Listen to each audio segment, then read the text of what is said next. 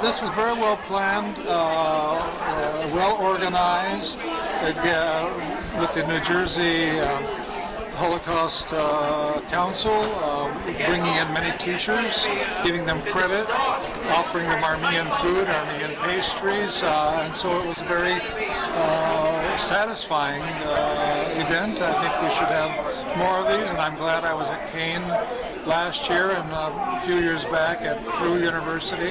So I'm glad that there is some motion in New Jersey. And one of the questions was whether the Holocaust and genocide are being twinned, brought together. I don't think the Holocaust and genocide, Armenian genocide, are being trend, but there is more of a tendency to be interested from the point of view of Holocaust scholars in other genocides and to accept the fact that there is a comparative important advantage to comparative studies.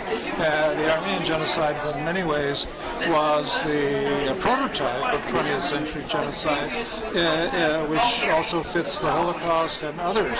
So just to think in terms of uniqueness and it's only our own, that's true probably of the first generation that goes through genocide, including the Armenians, who said, nobody could have suffered like we have suffered, and that for them that's true, and it was true in their experience.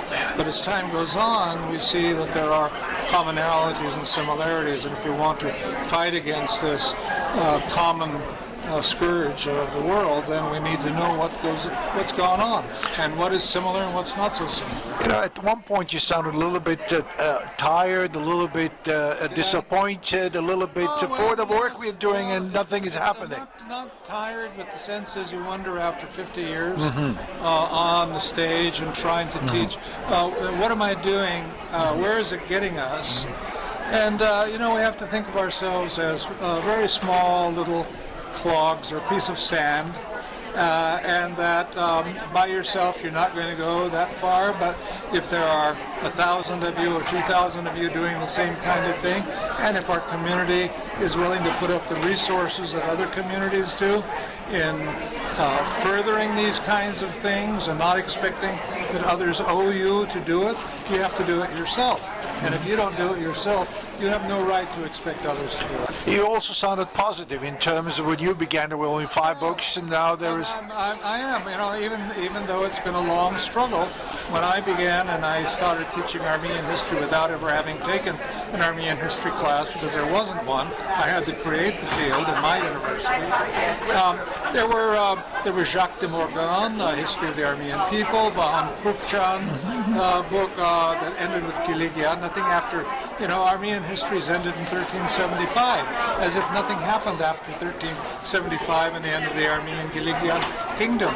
And now, of course, we have literally hundreds of books. When you go to the Nasser bookstore, another bookstore, you find all of these titles. And so there's much more knowledge about the Armenians and also much more knowledge about the Armenian genocide in these last 10 or 15 years. And we need to learn how to reach out, and we are learning to reach out from outside of our church halls and going into the broader community and finding allies.